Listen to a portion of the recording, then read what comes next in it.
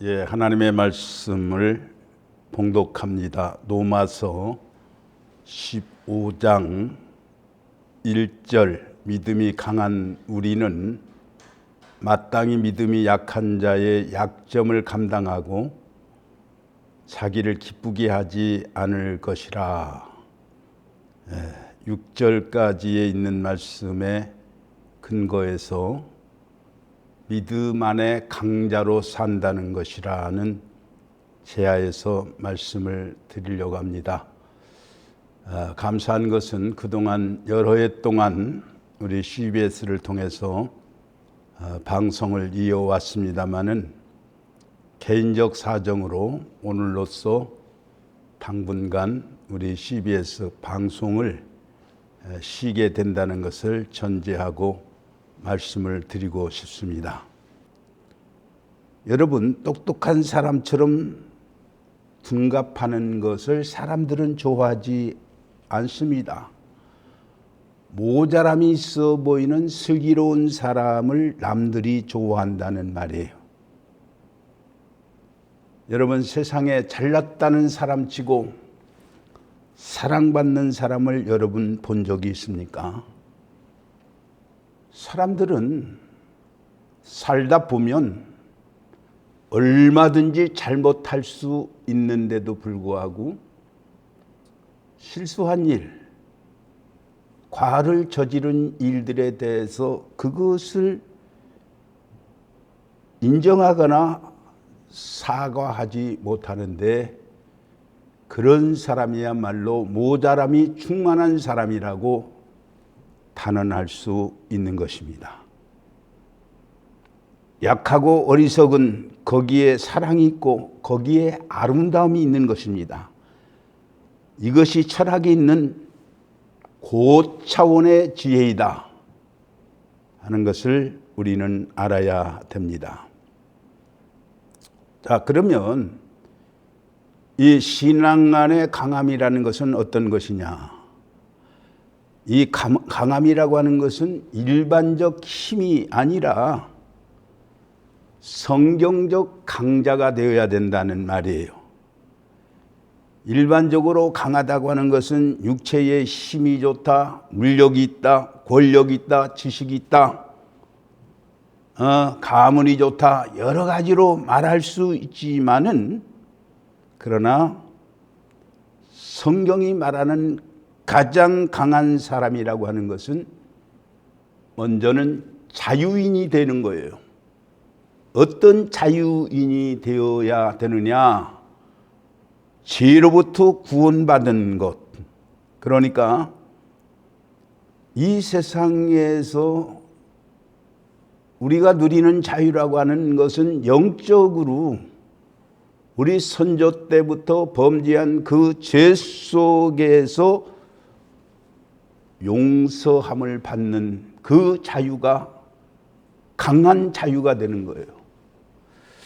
죄책에 눌려 있는 사람은 언제나 약자입니다.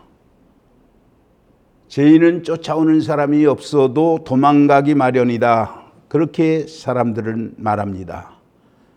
아무리 비판하는 자가 없어도 자기 스스로 자기의 감옥에서 헤어나올 수가 없다. 그런 거로 가장 강한 자는 죄로부터 구원받은 사람, 속죄함의 자유를 누리는 사람이라는 사실입니다. 더 나아가서 의롭다함을 얻어서 율법주의에서 벗어난 사람이에요. 우리는 죄로부터 구원받았다고 하면서도 의롭게 살고 깨끗하게 살고 또 진지하게 살아갔다는 생각에 매여서 어느 사이에 율법주의가 되고 애식주의가 되어 버리는 경우가 있어요. 내 공로로, 내 선으로 하나님 앞에 나가려고 버둥거리는 동안에 또다시 우리는 약자가 되어버리고 맙니다. 그는 자유할 수 없어요. 율법주의에 매여 있는 사람은 비참한 사람입니다. 오늘도 벌벌 떨고 살아갑니다. 그러나 신앙교리로 확실하게 자기 믿는 바를 신학화해서 체계화해서 오직 믿음으로 의롭다함을 얻는다. 오직 믿음으로 하나님께 나간다. 오직 하나님의 의로서만이 주님 앞에 설 수 있다. 이 율법주의로부터 벗어나고 자기의 자기의 교만으로부터 완전히 자유한 사람만이 강한 사람이 된다는 것을 우리는 알아야 되는 것입니다.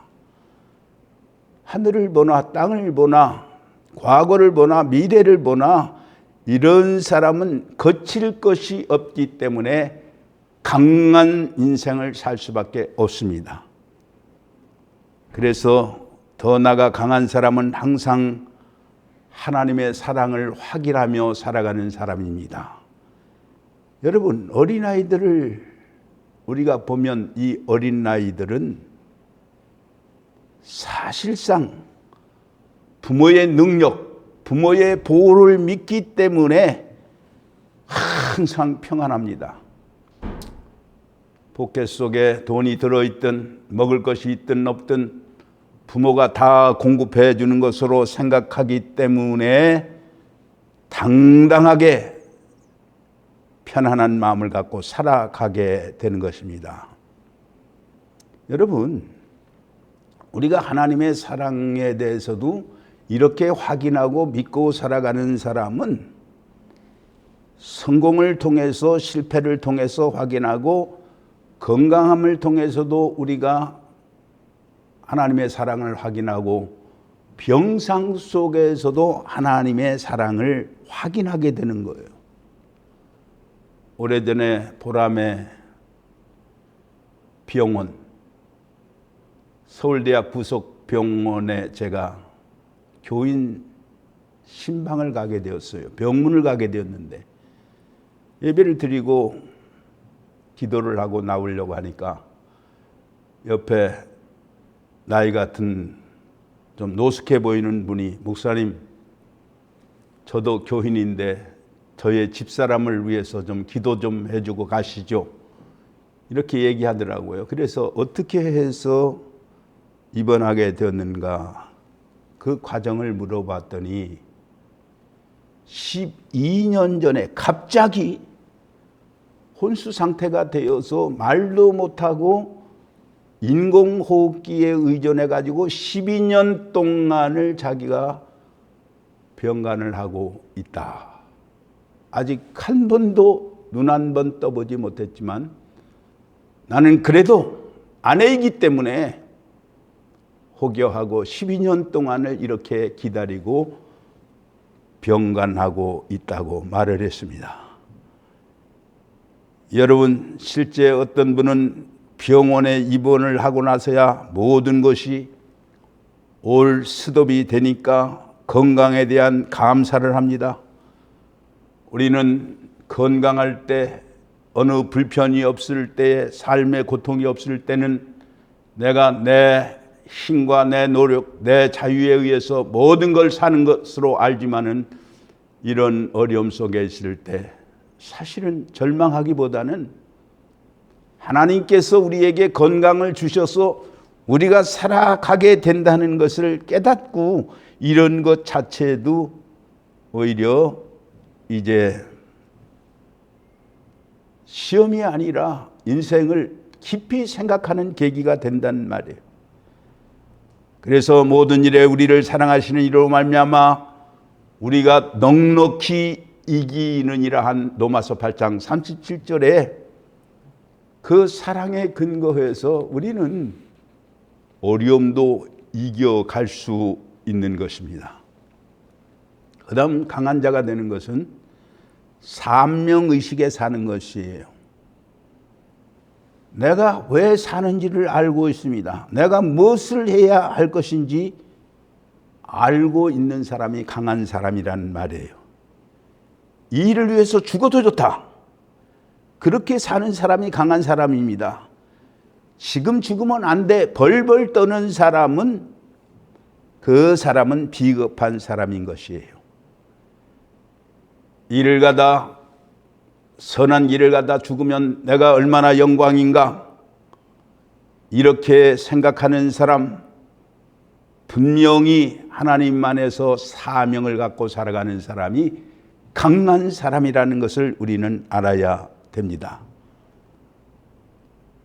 그런데 쉽게 말해서 이거 괜찮을까 하며 찝찝한 길을 가려 하면 항상 벌벌 떨 수밖에 없습니다.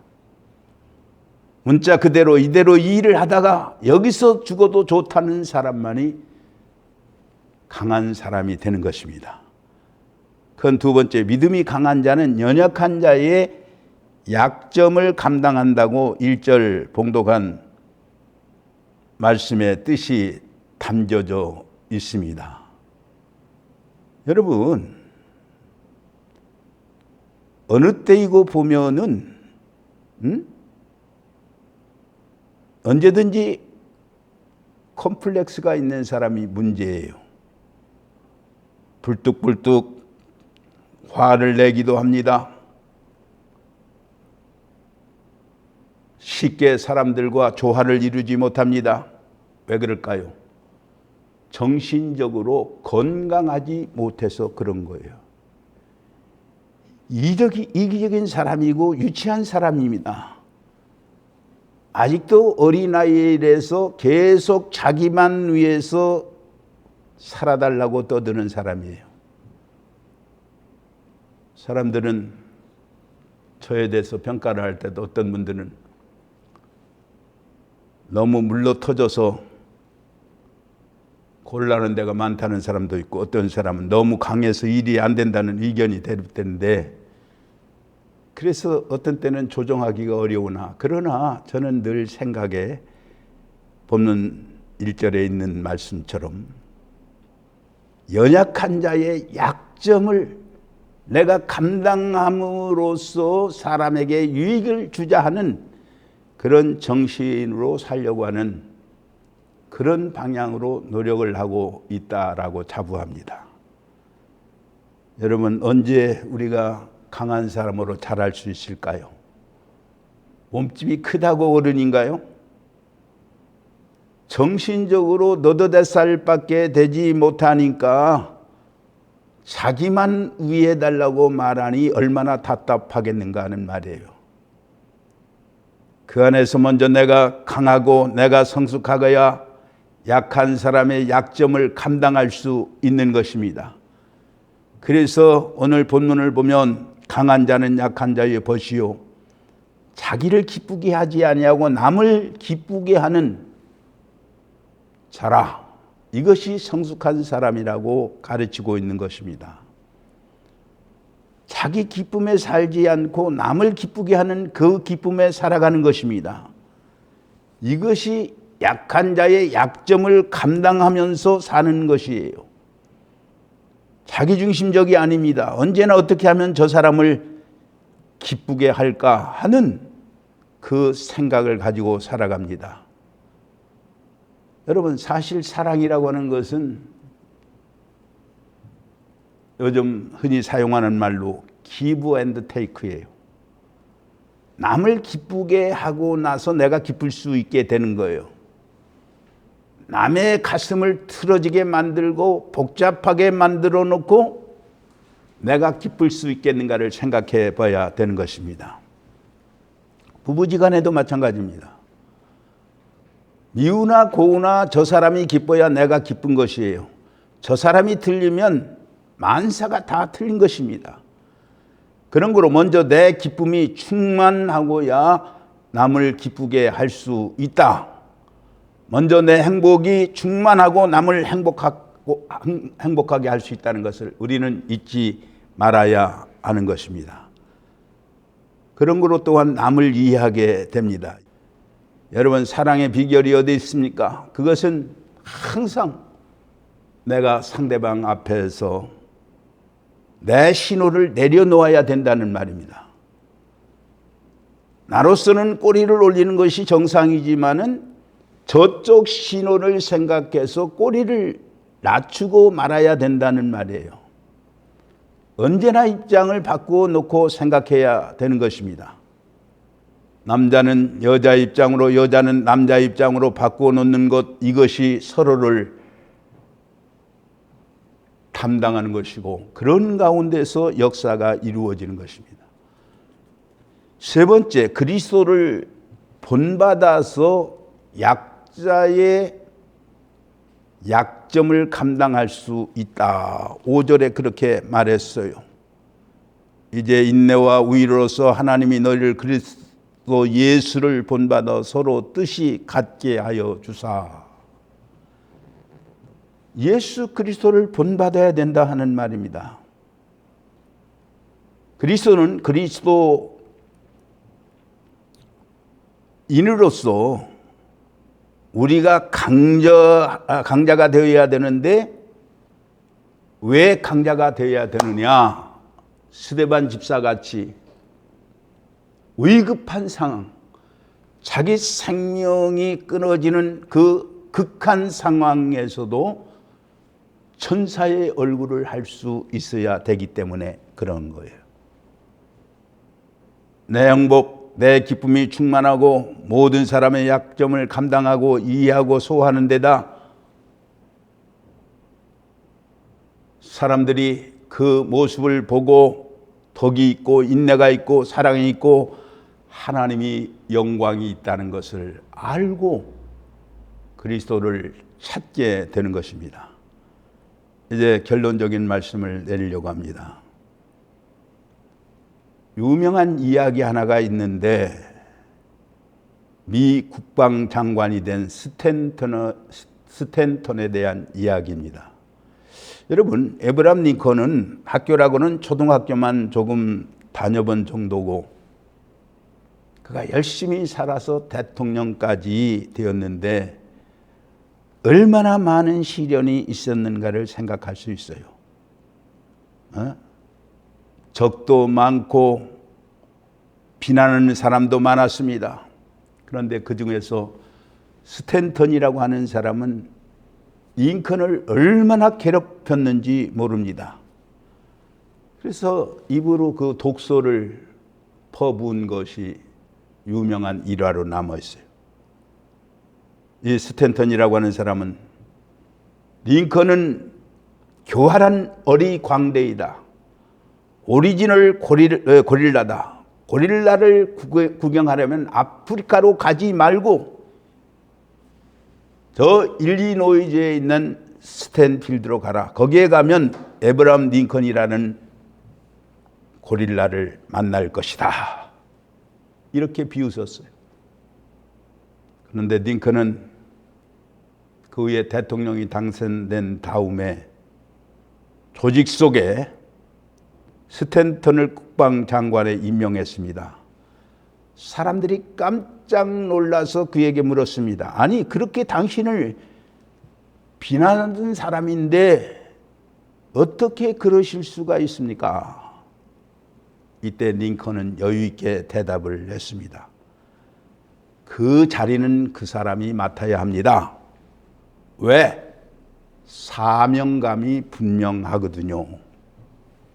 이렇게 말을 했습니다. 링컨은 다 극복할 수 있었습니다. 넉넉히 이길 수가 있었습니다. 먼 훗날 아브라함 링컨이 암살을 당했을 때 가장 옆에서 슬피 운 사람이 바로 스탠턴이라는 사람이었습니다. 여기 세계가 지켜보는 가운데 가장 위대한 사람이 누워있다라고 통곡을 하게 되었습니다. 여러분, 링컨 대통령이 그 강함이 어디에서부터 온 것이겠는가? 링컨은 철저한 사명의 사람이었기 때문에 자기를 비난하던 원수를 사랑할 수 있었습니다. 자기 편한 것보다는 자기 수치보다는 국가적인 유익을 생각했단 말이에요. 오늘날 이 나라의 지도자들이 그런 여유로움과 그런 관대함이 있다고 한다면 얼마나 온 국민에게 감동을 주겠습니까? 우리 예수님은 내 평안을 너희에게 주노라고 말씀하셨습니다. 내가 평안하니까 남을 평안하게 할 수가 있습니다. 내가 지금 속이 좁아 터지니 누구를 사랑하겠는가 하는 말이에요. 내가 기쁨이 충만할 때 남을 용서할 수 있는 것입니다. 내가 사랑할 수 없는 것은 내가 사랑받지 못한 탓이요, 내가 용서하지 못한 것은 내가 약하기 때문이고, 내가 희생할 수 없는 것은 믿음이 없기 때문인 것입니다.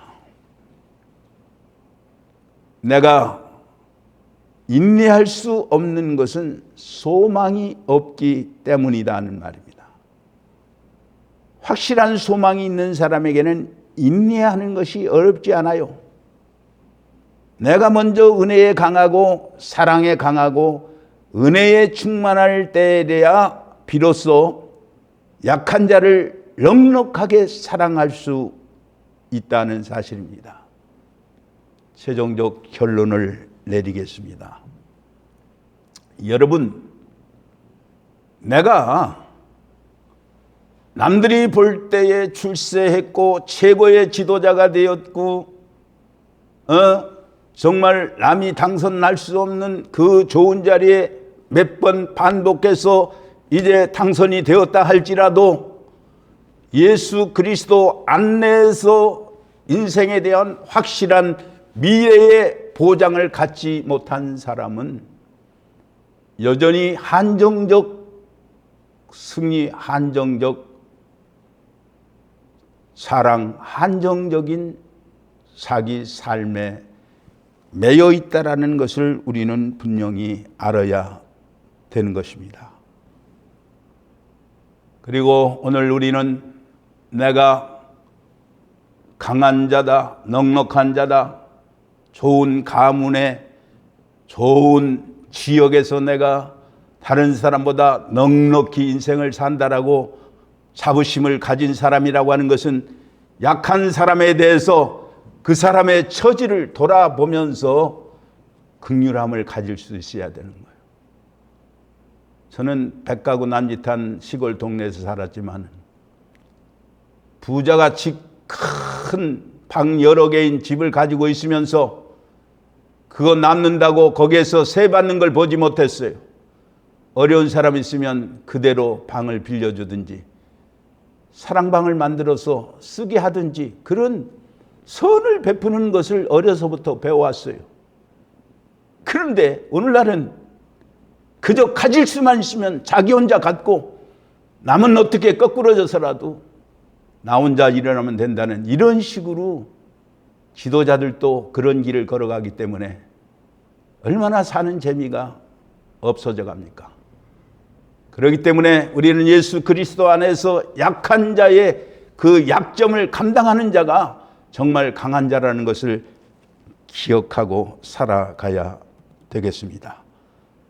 내 평화가 충만해야 남을 사랑할 수 있다는 것을 잊지 말 것입니다. 이 나라의 지도자들은 여러분, 하나님을 경외하는 여러분, 나 혼자만이 승리하는 것은 결국 같이 평화를 누리는 길이 아니기 때문에 항상 강자가 되어서 약자를 감당하는 예수 그리스도의 심정을 가지고 세상을 살아가는 행복이 있으시기를 주의 이름으로 기원합니다. 감사합니다.